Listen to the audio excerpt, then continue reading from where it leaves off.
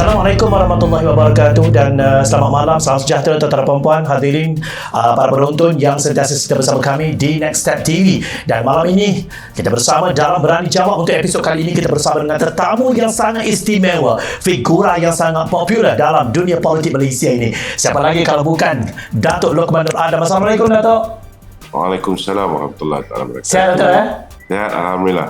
Alhamdulillah. Untuk pengetahuan saya ramai di antara yang mengenal Datuk Lokman Adam merupakan mantan ahli majlis kerja tertinggi UMNO. Baik Datuk, kalau kita lihat UMNO sebagai sebahagian daripada kerajaan perpaduan, dilihat sudah pun berjaya mengharungi ujian pertama pada 19 Disember, iaitu tentang pelantikan speaker, dan yang kedua pastinya tentang keabsahan Perdana Menteri ke-10 Datuk Seri Anwar Ibrahim. Dilihat di situ solid sokongan daripada MP UMNO di Dewan Rakyat. Komen Datuk tentang isu itu. Saya mengucapkan bersyukur kepada Allah SWT kerana selama hari ini bila kita membicarakan bahawa Datuk Seri Anwar mempunyai sokongan 2/3 majoriti, ketika itu ramai orang tak percaya. Ramai orang kata bahawa mereka juga mempunyai 115 kerusi dan mustahil orang lain boleh ada lebih daripada itu, kan? Dan akhirnya kita lihat pada hari semalam, walaupun macam-macam blogger-blogger Perikatan Nasional ni mengatakan bahawa kita ni minority government lah, kita ni kerajaan yang bukan kerajaan perpaduan lah. Tapi semalam mulut mereka semua terkunci rapat, kan? Mereka kalah dalam pemilihan speaker 47-74. Mereka kalah dalam pemilihan timbalan speaker, satu timbalan speaker dapat 148, satu lagi dapat 146. Dan mereka tak sanggup nak mengundi untuk undi percaya. Kerana kalau mereka buat undi percaya tu berbelah bagi, maka mereka juga akan berhadapan dengan kekalahan teruk. Dan mereka tidak ada modal. Sekarang ni mereka ada modal. Mereka kata, kita tak tahu sebanyak mana yang menyokong Datuk Seri Anwar Ibrahim sebagai Perdana Menteri. Padahal mereka lah yang tak mahu buat undi berbelah bagi seperti mana dalam pemilihan speaker dan 2 timbalan speaker. Jadi Alhamdulillah lah. Malah kita tengok mereka sibuk pula bertanyakan kenapa buat gimmick. Dia kata gimmick pula. Dia kata kenapa buat gimmick untuk buat undi percaya ni, sedangkan mereka yang mencabar. Saya rasa lepas ni mulut mereka akan terkunci rapat. Gam gajah terus ya. Gam gajah sebab mereka terpaksa menunggu 5 tahun. Ada duit banyak mana sekalipun sudah tidak laku. Tidak boleh membeli lagi ahli parlimen, tak boleh buat scheme of things, kan? Dan insya-Allah lepas ni saya harap kerajaan baru ni akan pastikan duit mereka juga tak boleh lagi beli undi. Apatah lagi kalau ada elemen-elemen duit judi ni. Baik Datuk, kalau kita lihat setelah MOU ditandatangani oleh MP-MP komponen untuk menyokong kerajaan perpaduan ini, dilihat ia pastinya bertujuan untuk kestabilan politik, supaya tidak berlaku langkah-langkah yang kita tidak mahu untuk menjatuhkan kerajaan sedia ada. Baik, tetapi ada pihak di sebelah sana yang mengatakan bahawa suara-suara sumbang yang mengatakan bahawa ia melanggar perlembagaan. Ada yang mengatakan akar umbi tidak bersetuju, ada yang tidak diperbincangkan dengan mereka dan sebagainya, dan tidak kurang pula ada yang mengatakan bahawa ia seolah-olah satu orang kata apa, keterpaksaan daripada MOU itu membuatkan MP UMNO itu seolah-olah terpaksa menyokong Anwar Ibrahim, seolah-olah suara mereka dibungkamkan dan sebagainya. Pandangan Datuk tentang itu bagaimana? Dia simple je.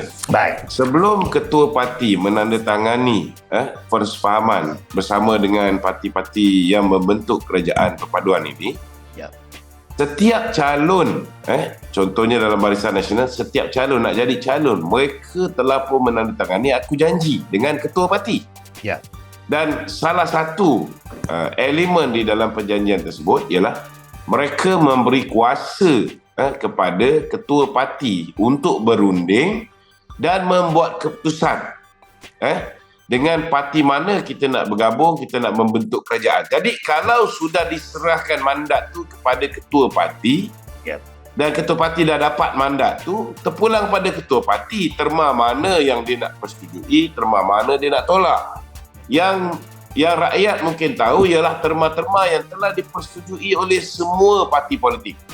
Tapi mungkin ada terma-terma yang kita rasa tidak demokratik, tidak sesuai dan sebagainya. Mungkin telah ditolak oleh ketua-ketua parti mereka. Yang ni mereka tak tahu, mereka cuma dapat end result saja. Dan saya rasa inilah solusi, sebab penat kita dah terlalu lama berpolitik, terlalu lama bercakaran satu sama lain. Dan setiap kali tukar kerajaan tu kita tak yakin. Kalau kita pun tak yakin kerajaan tu boleh bertahan, macam mana foreign direct investment nak masuk? Macam mana pelabur-pelabur nak kembali ke negara kita kalau mereka tidak ada keyakinan? Dan hari ini telah terbukti apa yang ditandatangani di kalangan ketua-ketua parti ni jelas terbukti memang sangat berkesan, efektif dan berjaya mendisiplinkan ahli-ahli parlimen.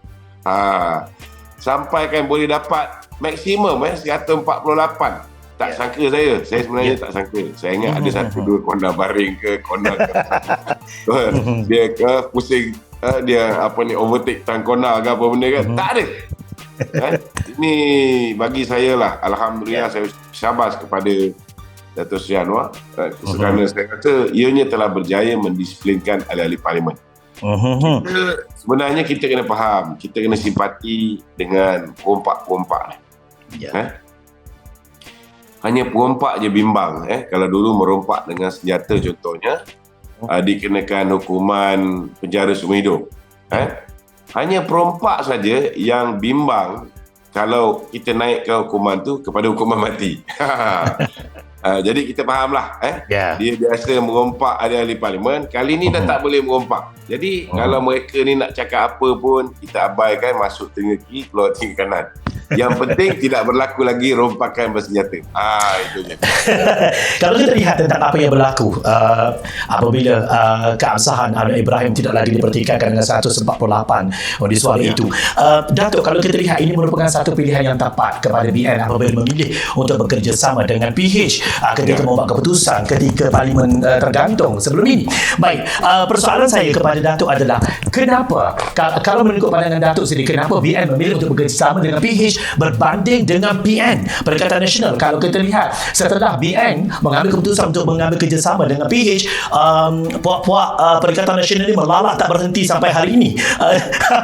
Orang kata apa, meroyan, istilahnya meroyan yang tak habis tu sampai ke hari ini. Kalau kita lihat suaranya lebih kepada tidak puas hati apabila BN itu mengambil keputusan untuk bekerjasama dengan PH. Datuk, silakan. Sebenarnya punca masalah ni Muhyiddin Yassin. Baik. Kita tahu bahawa Muhyiddin telah khianati UMNO, bekerjasama dengan banyak pihak untuk menjatuhkan UMNO. Dia berjaya tewaskan UMNO apa semua. Tetapi nak beritahulah, buruk-buruk orang UMNO ni lebih mulia daripada orang PAS. Sebab PAS tidak pernah memaafkan PAN, tapi UMNO pernah memaafkan Muhyiddin dan Bersatu. Walaupun kita dikhianati, kita maafkan dia, kita ampunkan dia. Malah walaupun kita ada 42 kursi, kita angkat dia yang hanya ada 32 kursi. Daripada 32 kursi itu pula hanya 5 je yang betul-betul menang atas tiket Bersatu. Itu pun pinjam logo PKR, kan? 16 curi daripada UMNO, 9 curi daripada PKR. Kita angkat dia jadi Perdana Menteri. Tapi apa jadi? Kalau dia jalan betul, mula-mula tu dia ikutlah nasihat kita bagi nasihat untuk keluarkan Aisina, kita bagi nasihat untuk bagi RM600 untuk mangsa-mangsa yang dikurung di rumah. Kita bagi nasihat sikit-sikit tentang ekonomi, mereka ikut. Tapi bila mereka dah besar kepala, mereka mula tak dengar cakap kita. Mereka mula pijak kita, mereka bully kita, duit kita ditahan walaupun mahkamah 3 kali memerintahkan supaya ianya dipulangkan. Mereka tikam belakang kita dalam pilihan raya di Sabah. Mereka cuba nak penjarakan pemimpin kita. Seorang dah masuk penjara pun, seorang lagi on the way. Kalau dah macam itulah yang dilakukan kepada kita selepas kita memaafkan dia, selepas kita bagi peluang dia yang kedua, angkat dia lagi ke satu darjat yang dia tak pernah duduk di situ. Mahathir pun tak pernah letak dia sebagai Perdana Menteri, tapi UMNO yang dikhianati ini kita angkat dia sebagai Perdana Menteri. Tapi dia buat macam tu pada kita. Jadi UMNO berada di dua persimpangan. Dari segi mempercayai antara Muhyiddin Yassin dengan Anwar Ibrahim, kita kena ingat kezaliman yang dilakukan oleh Mahathir tak boleh dianggap kezaliman itu dilakukan oleh Anwar Ibrahim. Mahathir is Mahathir, Muhyiddin is Muhyiddin, Anwar is Anwar. Paling tidak pun Datuk Seri Anwar ni kita tak tahu adakah dia akan membuli kita, adakah dia akan menzalimi kita, kita tak tahu. Tetapi sebagai orang yang pernah dizalimi, saya antara orang yang pernah dizalimi, sama dengan Datuk Seri Anwar Ibrahim. Di kali pertama dia ISA, saya pun masuk ISA. Datuk Zahid pun masuk ISA masa tu. Saya masuk ISA 2 kali. Kali kedua saya kena 2 tahun 2 bulan. Kali pertama tu 59 hari je. Jadi kita tahu perasaan macam mana dianiaya, macam mana warga kita terseksa. Datuk Seri Anwar tahu juga. Jadi sebelum dia menganiaya orang lain, dia akan fikir panjang, kan? Kalau dia marah pada individu tertentu, dia akan fikir, sebelum dia nak menzalimi orang, dia akan fikir, ni ahli keluarga dia tak bersalah, kan? Takkan dia nak lakukan kezaliman tak tentu pasal. Jadi itu sebabnya daripada 2 orang ni, satu yang kita dah tahu memang zalim dan menindas, kan? Satu lagi kita belum cuba, kan? Dah tentu-tentu kita tak ada pilihan nak jadi pembangkang, tak boleh, sebab kalau Perikatan Nasional bersetuju untuk jadi kerajaan bersama dengan Pakatan Harapan seperti mana dititah oleh Baginda Tuanku, maka BN mungkin boleh jadi pembangkang. Tapi sekarang nak jadi pembangkang pun tak boleh sebab tak ada kerajaan. Betul tak? Jadi bila Tuanku menitahkan supaya BN bersama dengan PH, maka kita bersama dengan PH membentuk kerajaan. Okey. Bab kedua yang saya nak beritahu. Saya yakin gabungan ini ialah gabungan yang dua-dua belah pihak untung. Kalau UMNO bersama dengan PN, maknanya 73 kursi yang PN menang tu, UMNO tak boleh bertanding. UMNO ada 191 bahagian. Kita kalah kerana fitnah yang dilemparkan kepada kita. Kita kalah kerana mereka kata kalau undi BN, Anwar yang akan jadi Perdana Menteri. Padahal kalau undi BN menang, bentuk kerajaan secara bersendirian, sudah pastilah daripada BN jadi Perdana Menteri. Tapi ada orang percaya, kan? Dan nak mempercayai ini pun kita dapati bahawa mereka menggunakan minyak pelincir untuk menyebabkan rakyat percaya. Mereka merasuah berskala besar, dan luar biasa kekayaan Perikatan Nasional ni, duit-duit yang mereka bagi kepada pengundi, kepada influencer, yang TikTok influencer, social media influencer yang bekerjasama dengan mereka, terlalu mewah sehingga menyebabkan kita tewas dengan amat dahsyat. Jadi kalau kita bersama dengan Perikatan Nasional, UMNO hanya boleh bertanding 26 kursi. Yang mungkin ada kawasan Melayu yang dimenangi oleh PKR, ada lebih kurang 18 kursi. Kalaupun kita nak rebut lebih kursi, mungkin daripada 18 yang PKR menang ataupun oleh Parti Amanah menang, daripada 18 dengan prestasi baik Perikatan Nasional lebih daripada UMNO, mungkin daripada 18 ni kita dapat 3 atau 4 saja. Atau maksimum mungkin kita boleh dapat 5 kursi. Jadi adakah kita nak bertanding hanya 31 kursi dalam pilihan raya umum yang akan datang? Adakah ini menunjukkan bahawa kita boleh tutup 160 bahagian UMNO di masa akan datang? Ini itu sebabnya saya merasakan demi kepentingan parti kita UMNO, UMNO mempunyai pilihan yang lebih baik untuk bersama dengan Pakatan Harapan, kerana DAP tak sibuk nak bertanding kursi Melayu. Jadi kena faham, DAP tak sibuk bertanding kursi Melayu. Mereka memang ada calon Melayu tapi dia letak di kawasan China, kawasan India. Jadi PKR pun kita tengok mereka juga bertanding di kawasan India dan China, dan mereka rata-rata menang di kawasan urban Malaysia. Kawasan urban Malaysia.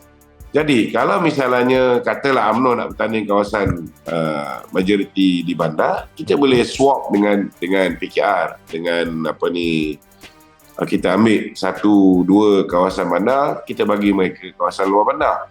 Jadi masing-masing melengkapi satu sama lain. Cuba bayangkan UMNO sebagai sebuah parti yang hari ini masih lagi mempunyai keahlian di kalangan Melayu paling aman. bergabung dengan Pakatan Harapan yang mempunyai sokongan majoriti masyarakat bukan Melayu. Dua ni bergabung. Saya yakin banyak tempat kita boleh menang besar. Mungkin kawasan-kawasan yang 90% penghuni Melayu, mungkin PAS masih lagi berbisa. Itu pun bergantung kalau selepas ini duit-duit haram mereka ni dibekukan, mungkin mereka susah sikit lah. Tak ada modal untuk mereka beli. Tapi kita akan berikan saingan yang sengit. Saya yakin kalau diberikan masa yang cukup, kalau kita tengok Dato' Sri Anwar Ibrahim dan juga gandingan dia Dato' Sri Zahid Hamidi ambil alih ni, banyak dah benda-benda baru yang mereka buat. Mereka potong Dato' Sri Anwar tak ambil gaji. Lepas tu gaji-gaji menteri pun potong 20%. Walaupun dia tak besar, tetapi ia memberi gambaran bahawa kerajaan ini bersedia untuk sama-sama susah bersama dengan rakyat.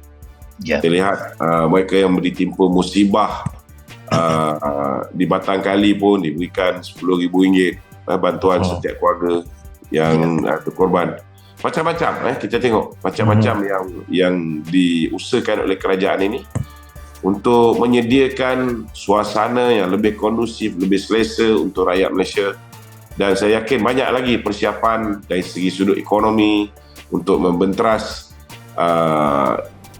kenaikan harga barang dan masalah bekalan makanan yang mungkin tidak mencukupi tahun depan. Banyak persiapan. Saya yakinlah. Saya yakin. Baik, berdasarkan keyakinan Datuk tentang gabungan yang ataupun kata strategi yang akan diatur untuk akan datang punya PRU. Okey, yang terdekat ini Datuk, kalau kita lihat PRN untuk 6 buah negeri, kalau kita lihat PN sudah mengisytiharkan bahawa mereka akan berusaha bersungguh-sungguh untuk memastikan mereka merampas ke 6 negeri. Malah kalau kita lihat di Negeri Sembilan pun mereka bertekad untuk merampas daripada kerajaan PH. Baik, apa yang Datuk lihat gabungan BN dan PH, adakah kita akan bekerjasama untuk PRN 6 negeri ini dan sejauh mana potensinya? Datuk, sedikit tentang isu itu.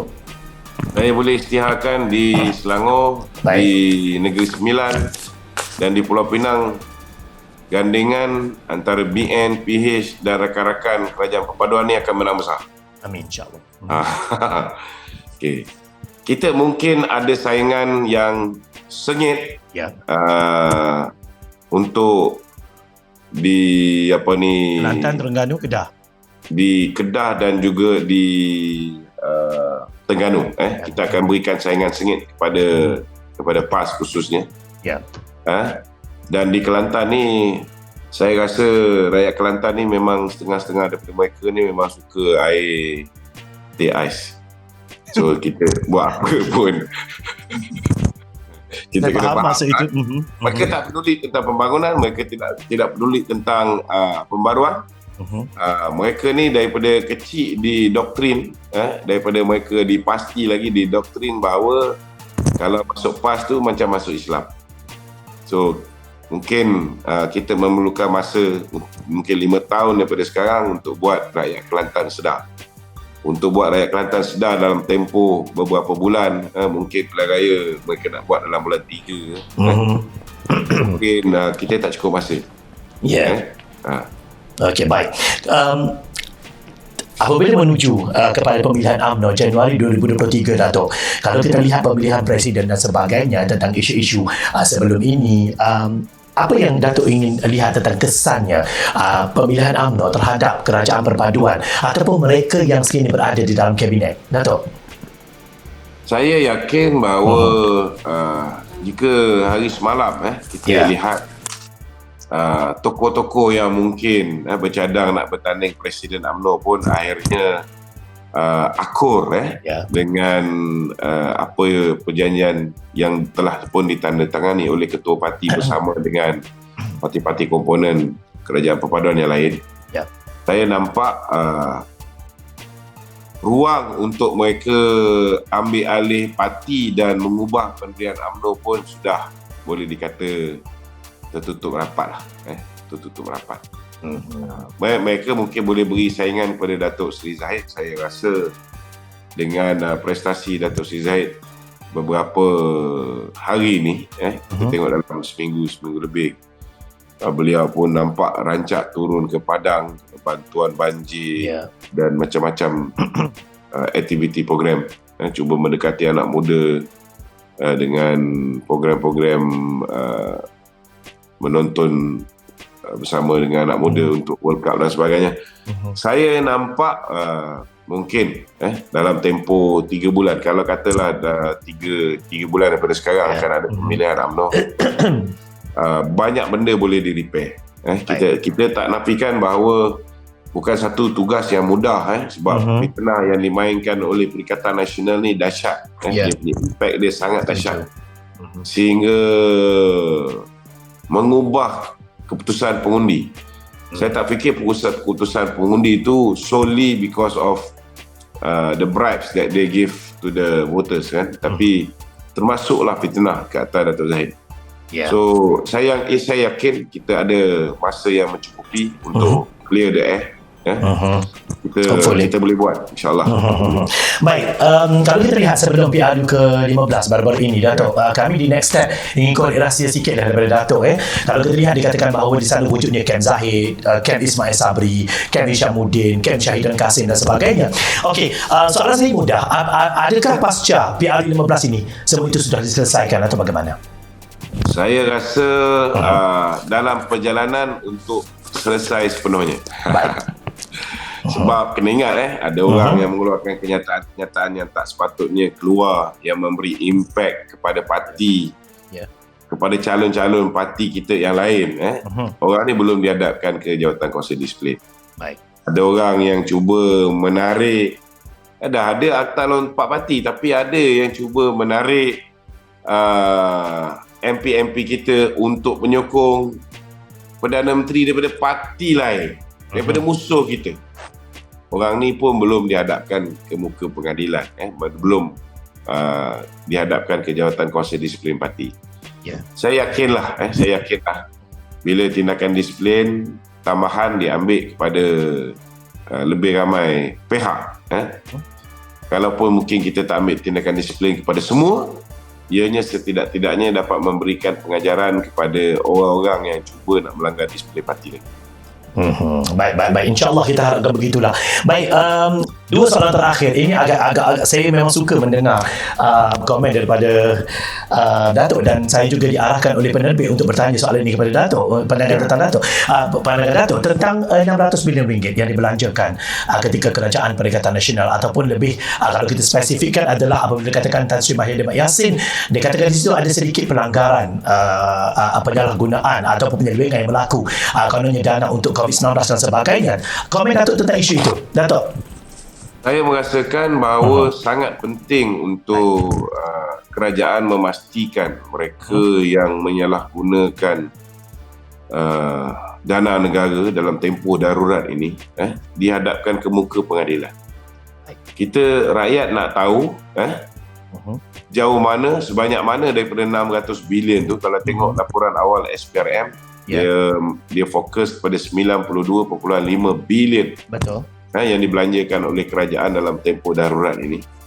Kita nak tahu siapa yang mendapat direct nego projek, berapa banyak kickback yang diberikan oleh syarikat-syarikat ini kepada mereka yang mempunyai hubungan dengan Tan Sri Muhyiddin.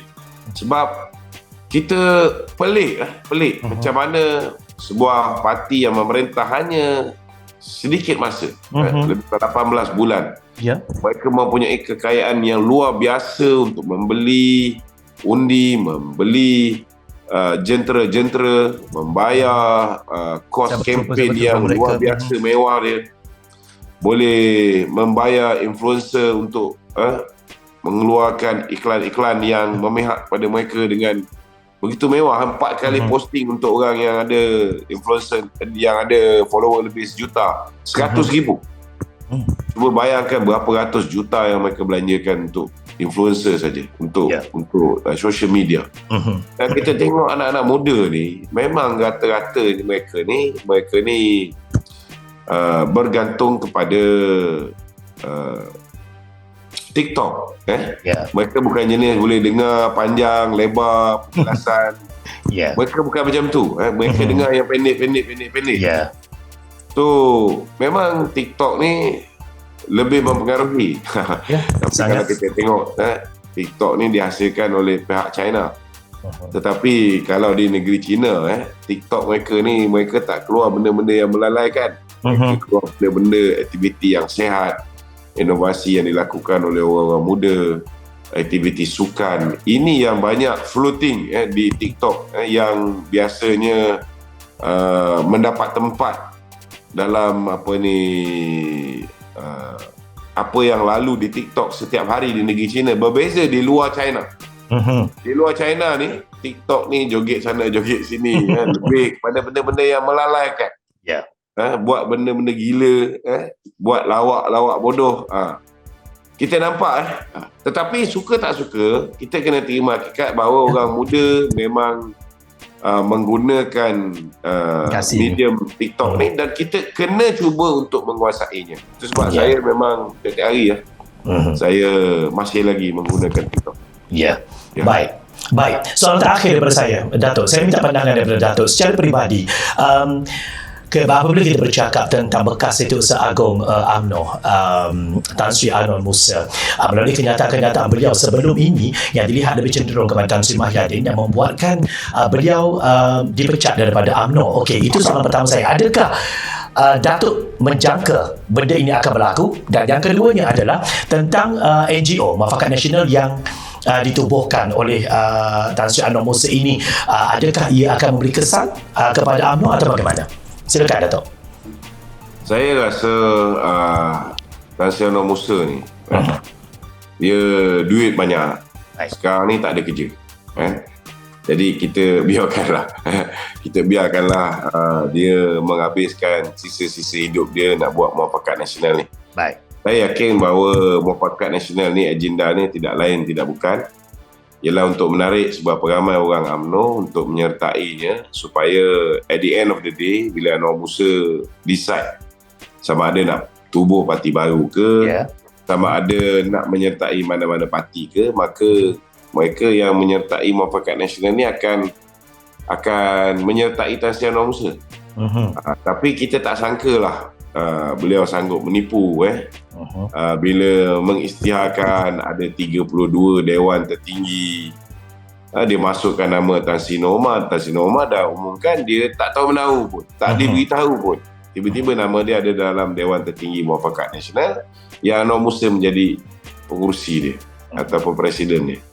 Dan kita lihat artis-artis macam Umi, macam Jamal Abdillah dah tarik diri. Saya yakin ramai jugalah yang mungkin tiba-tiba namanya dipakai. Saya nampak ini macam usaha-usaha terdesak untuk yakinkan rakyat bahawa orang macam dia pun masih ada sokongan. Tak apalah, tak apa. Siapa yang nak menyertai NGO ni kan, kita kadang-kadang orang tua ni kita kena teman dia di usia-usia senja dia ni sebab orang tua ni dia sensitif jadi kita raikan. Dia tidak memberi kesan kepada parti kita. Baik. Dan adakah Datuk, soalan saya tadi, Datuk menjangka tindakan yang dikenakan Tan Anwar dipecat daripada ahli UMNO tu? Saya tahu dia memang sebenarnya memang patut lama dah dipecat ni. Baik. Saya cuma tak menjangkakan parti mengambil masa terlalu lama. Baik. Sama jugalah macam Isyamuddin, macam Khairi Jamaluddin. Saya tak menjangkakan parti masih lagi tak bertindak ke atas mereka. Sebab pelanggaran disiplin yang mereka buat ni bukan kecil. Baik. Besar. Baik. Okey. Baik, terima kasih Datuk kerana sudi bersama dengan kita, berkongsi pandangan, berdiskusi bersama dengan kita. Semoga dapat memberikan manfaat kepada para penonton di luar sana. Terima kasih Datuk. Ada rezeki saya nak terpah lagi Datuk untuk sesi seterusnya, insya-Allah. Boleh. Terima kasih, selamat maju jaya Datuk. Kami ucapkan kepada Datuk. Baik, itu dia para penonton, diskusi kita, pandangan yang diberikan oleh mantan ahli Majlis Kerja Tertinggi UMNO, Datuk Lokman Nur Adam, bersama dengan kita dalam episod Berani Jawab untuk minggu ini. Sehingga kita berjumpa lagi. Assalamualaikum. Salam sejahtera, selamat malam, jumpa lagi.